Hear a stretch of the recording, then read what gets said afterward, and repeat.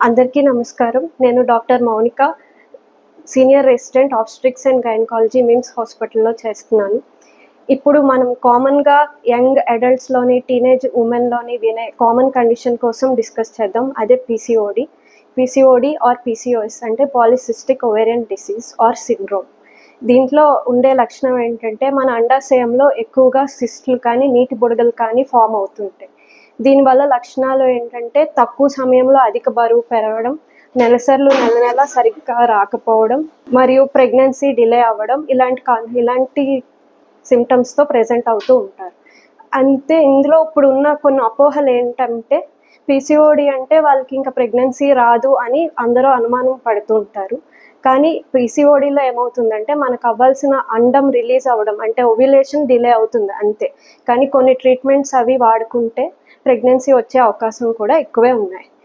ఇంకా ఏంటంటే birth control pills ఒకటే ట్రీట్మెంట్ ఈ పీసీఓడికి అనుకుంటారు. కానీ అన్ని పేషెంట్స్‌కి బర్త్ కంట్రోల్ పిల్స్ అన్నవి పెట్టం. పీరియడ్స్ రెగ్యులర్ అవ్వడానికి బర్త్ కంట్రోల్ పిల్స్ పెడతాం. ప్రెగ్నెన్సీ ప్లాన్ చేసే వాళ్ళకి వేరే మెడికేషన్ యూజ్ చేస్తాం. ఎగ్ రిలీజ్ అవ్వేది అలా.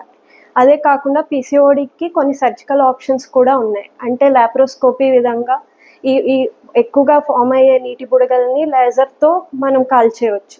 దాన్ని లాప్రోస్కోపిక్ డ్రిల్లింగ్ ఆఫ్ పీసీఓడి అంటారు.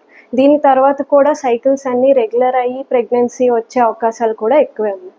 ఇదేమీ కాకుండా పీసీఓడిని ముందే నివారించడానికి మనం మంచి లైఫ్ స్టైల్, రెగ్యులర్ ఎక్సర్సైజ్, కనీసం వారానికి 4, 5 రోజులైనా ఎక్సర్సైజ్ ఉండాలి.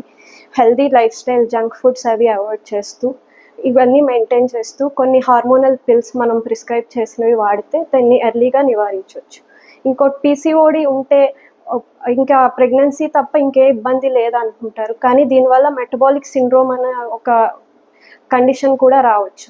అది ఏంటంటే మనకి యూజువల్‌గా 40, 45 ఇయర్స్‌లో రావాల్సిన డయాబెటిస్, హైపర్ టెన్షన్ అవన్నీ ఎర్లీ ఏజెస్‌లో వచ్చేస్తుంది. సో పీసీఓడిని ముందే నివారించుకోవడం మంచిది. Thank you.